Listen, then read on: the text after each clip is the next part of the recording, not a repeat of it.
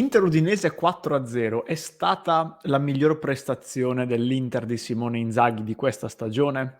Quasi ad ogni partita ormai ci poniamo questa domanda e quasi ad ogni partita ci viene da dire la partita giocata oggi è stata anche migliore di quella precedente. Anche ieri, soprattutto per chi era in diretta e la stava seguendo insieme a noi, ad un certo punto ci siamo detti mamma mia, soprattutto il primo tempo, che poi nella ripresa i ritmi si sono abbassati molto. Abbiamo detto questo è il miglior primo tempo della stagione, chiuso 3-0 con anche altre occasioni da gol fallite o per bravura del portiere avversario o per errori nostri, e l'Inter ha raggiunto uno stato di forma, uno stato di consapevolezza psicofisica che ad oggi la mettono veramente, intanto strameritatamente al primo posto in classifica, e anzi, un concetto che ribadivamo anche ieri e ribadiamo spesso: è strano, per non dire un gran peccato, che i punti che distanziano l'Inter dalla prima inseguitrice, ovvero la Juve, siano solamente 2, a fronte di una differenza di gioco enorme, gigantesca, clamorosa. Però noi dobbiamo pensare a noi stessi, dobbiamo fare le nostre cose, vincere le nostre partite e poi vedremo che cosa accadrà. Intanto, in questo day after di Inter Udinese 4-0, amiche e amici passioni interisti, ben ritrovati anche oggi. Vi chiedo fin da subito un click sul tasto mi piace e sul tasto iscriviti. Volevo parlarvi molto brevemente di alcuni spunti che sono emersi nella gara di ieri per completare i discorsi che abbiamo cominciato appunto già ieri sera durante la diretta e che continueremo a fare anche in vista della Champions, perché martedì c'è l'ultima giornata della fase a gironi. L'Inter tutta, dicevamo, ha raggiunto uno status che nei numeri anche è uno status incredibile. Io, per chi ci segue da YouTube, vi mostro in sovrimpressione i numeri della classifica di oggi, che vedono l'Inter al primo posto a +2 sulla Juventus, ma a +9 sul Milan che è terzo, quindi già dai primi 2 posti al terzo c'è uno stacco importante. Ma guardate i numeri: l'Inter ha una differenza reti di +30, e questo è un dato unico, mai era successo che dopo 15 giornate l'Inter avesse una differenza reti di +30, che è frutto di 37 gol fatti, ben 14 in più di quelli della Juventus, e 7 gol subiti, 2 in meno della Juve, che invece è una squadra riconosciuta per essere estremamente compatta e alla quale è molto complicato effettivamente calciare in porta. Differenza reti più che doppia rispetto a quella della Juventus, 30-14, e poi non vado a vedere quelle delle squadre ancora più sotto, perché altrimenti il dato sarebbe veramente impietoso. 12 vittorie, 2 pareggi, una sola sconfitta. È curioso tra l'altro che a parte il pareggio nello scontro diretto fra Inter e Juve, il pareggio dell'Inter è stato contro il Bologna come per la Juve, e la sconfitta dell'Inter è stata contro il Sassuolo come per la Juve. L'unica differenza è nella gara di Bergamo contro l'Atalanta. La Juve ha pareggiato, l'Inter invece ha vinto, e qui c'è lo scarto dei 2 punti.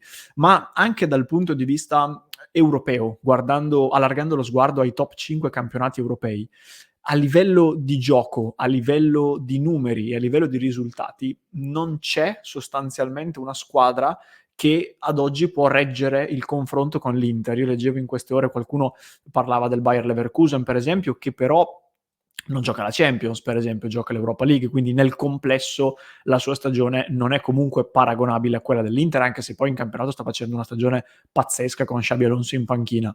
Il PSV Eindhoven sta facendo molto bene in Olanda, però l'Olanda, con tutto il rispetto, non è considerato uno dei top 5 campionati europei. In Inghilterra l'Arsenal proprio ieri ha perso contro l'Aston Villa, che forse è una delle squadre più in forma in assoluto. Il Manchester City ancora perde dei colpi.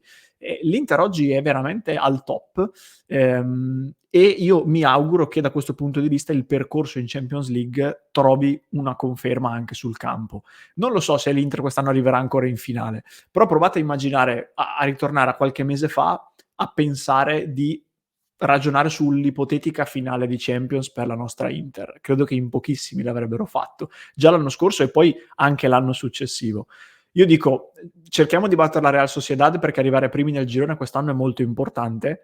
Io poi di porte in Champions League non me ne chiudo. Non riesco a questa Inter a precludere dei possibili risultati. Certo è molto difficile, forse quasi impossibile, poi dipende anche dagli incastri, però ci siamo già arrivati l'anno scorso e quest'anno stiamo facendo vedere delle cose, se possibile, ancora migliori.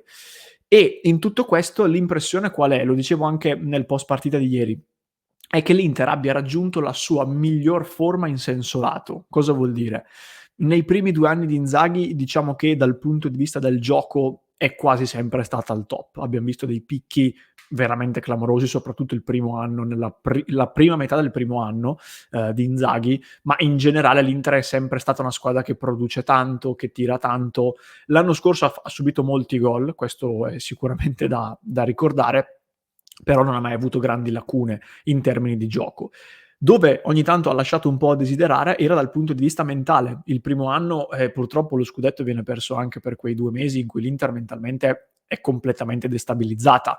L'anno scorso arrivi in finale di Champions, in campionato ne perdi 12 o 11. Non sono cose, diciamo, che possono coesistere. Quindi in questo senso qualche problemino c'era stato. Quest'anno quello che però l'Inter sembra dimostrare è di aver fatto anche questo step. Non solo continua a essere fortissima a livello di gioco, ma mentalmente quest'anno è matura ancora più degli anni scorsi. E questo sappiamo bene che solitamente è un elemento fondamentale per pensare di raggiungere grandi risultati. Io dico in particolare in campionato perché poi è quello che manca all'Inter di Simone Inzaghi. E apro anche una parentesi. Non so se è un caso, questo lo chiedo anche a voi, che questo step mentale che l'Inter ha fatto arrivi dopo una sessione estiva di calciomercato in cui è stata letteralmente sostituita letteralmente mezza rosa, e sono cambiati anche alcuni ruoli di leadership per forza di cose. Può essere un caso? Secondo me no. Secondo me questo concorre poi chiaramente ad una crescita anche dello stesso Inzaghi, ad una crescita di alcuni giocatori, ma non è un caso che si sia arrivati a questo punto. Probabilmente lo spogliatoio di oggi, anche se non ha gli stessi leader che c'erano negli anni scorsi, però è uno spogliatoio magari più equilibrato, non lo so, o che comunque si riconosce meglio nei nuovi leader di oggi, che sono i vari Barella, Bastoni, Di Marco, tutti questi, e Lautaro Martinez.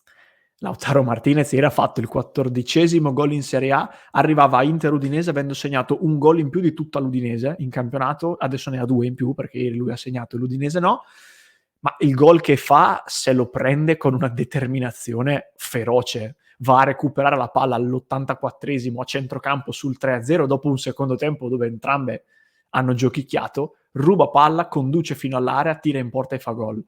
Lautaro è un giocatore che è sempre stato fortissimo, pur con delle lacune magari ogni tanto da colmare, ma anche lui dal punto di vista mentale ha fatto uno step clamoroso, e non è un caso che la fascia di capitano lo stia, o meglio, secondo me lo sta appunto motivando anche in tutto questo. Sono un po' 2 elementi che si alimentano reciprocamente, insomma.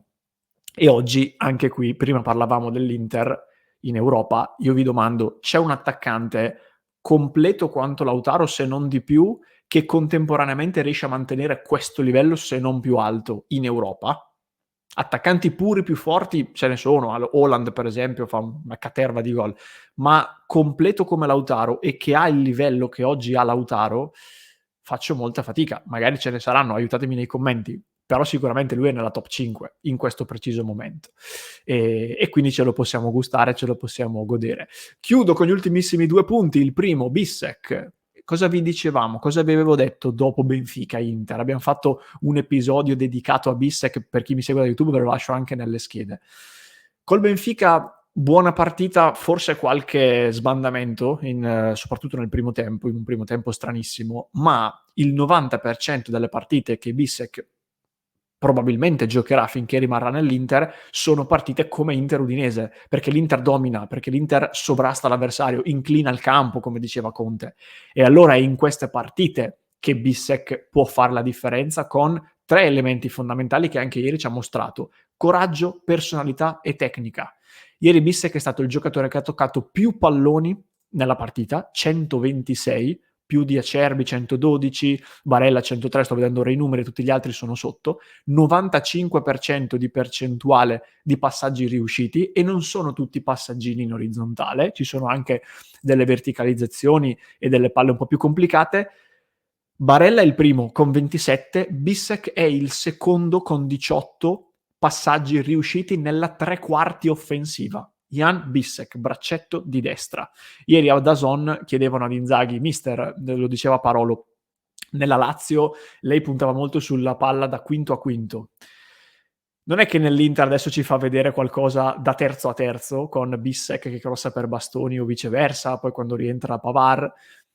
è una battuta fino a un certo punto, perché poi quante volte abbiamo visto i terzi dell'Inter essere quasi più avanti agli attaccanti in alcune fasi. Ieri l'occasione del primo tempo in cui Di Marco calcia di destro e Silvestri fa il miracolo nasce da una palla che Bissek gioca per Barella, mi sembra, si lancia in profondità, viene servito, arriva fino alla linea di fondo, si lancia in scivolata, cross a rimorchio per Di Marco.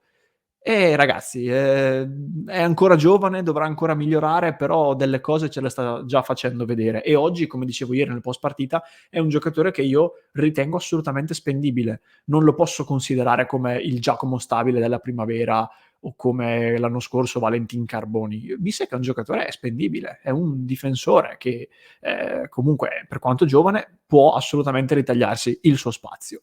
E chiudo con il demone da Piacenza, Simone Inzaghi, ieri ai microfoni di Sky, dopo mesi, dopo tanto tempo che sui social ci divertiamo con i soprannomi, hanno riportato a Mister Inzaghi questa cosa del fatto che sui social viene soprannominato il demone da Piacenza, e lui si è messo a ridere e ha gradito, diciamo, con Di Marco che contemporaneamente ascoltava e lui invece è proprio impazzito e scatenato completamente dal ridere.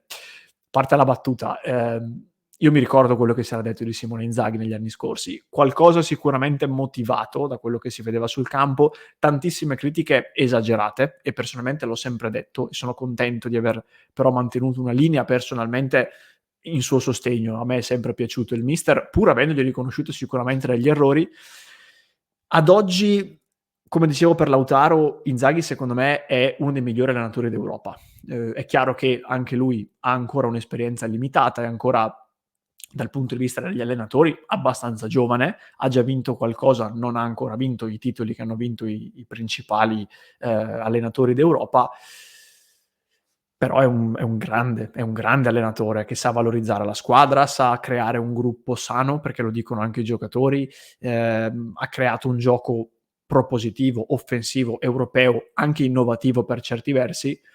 Quest'anno può essere finalmente la stagione della definitiva consacrazione. Sappiamo tutti che cosa manca a Simone Inzaghi, manca una cosa sola, che è quella lì, quella che purtroppo ha vinto Pioli 2 anni fa, che l'anno scorso ha vinto Spalletti meritatamente. E per me gli manca solo quella roba lì. Poi per la Champions ci sarà tempo e lo vedremo, però se ad oggi Inzaghi da qualcuno ancora non viene considerato a livello di alcuni altri, è solo perché gli manca lo scudetto. E io, chiaramente da interista me lo auguro, però mi farebbe piacere proprio anche per lui a livello personale che gli venga riconosciuto il merito di essere veramente uno dei migliori allenatori d'Europa. E per fortuna che ha rinnovato, anche se poi questa cosa non è detto che voglia dire permanenza definitiva, ma mi fermo qui. Chiudo dicendo: godiamoci questa Inter, godiamoci questo percorso, non sappiamo come andrà a finire, ragazzi, il calcio è bello anche per questo, però credo che veramente stiamo vedendo una delle Inter migliori perlomeno del recente passato, e un Inter che ci dà motivo di credere che le prospettive a livello di titoli possano essere credibili, fondate, concrete. E allora godiamocela, ragazzi, godiamocela, perché poi ci stiamo divertendo veramente tanto. Fatemi sapere allora nei commenti cosa ne pensate di tutti questi vari temi che ho cercato di sviscerare. Io vi ricordo ancora di cliccare sul tasto mi piace, sul tasto iscriviti e di passare su passioneinter.club. Mi raccomando, ragazzi, se volete sostenere il nostro progetto, a noi fa come sempre super piacere. E infine, come sempre, chi mi segue in podcast lo trova in descrizione, mentre se mi segui su YouTube, qui alla mia destra ti lascio un altro contenuto da recuperare.